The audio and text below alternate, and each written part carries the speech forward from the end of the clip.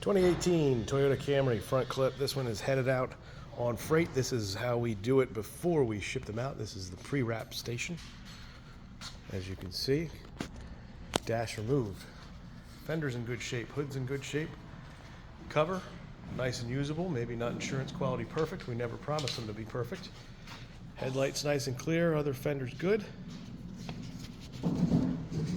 Get you under the hood.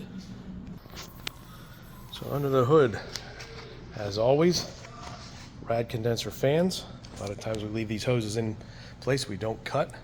We cap them, plug them, AC lines, a couple motor mounts generally stay behind, as is the case here, fuse box. Down there we got the splash shields, rad support. Over there in the corner is a bag full of goodies. Contains the air box, all the hoses, the cowl covering, other splash shields as we find them. So this is how we ship a front clip. And if you're buying a Camry, especially a 2018 model, this is exactly how to look. If you have any questions, give me a call.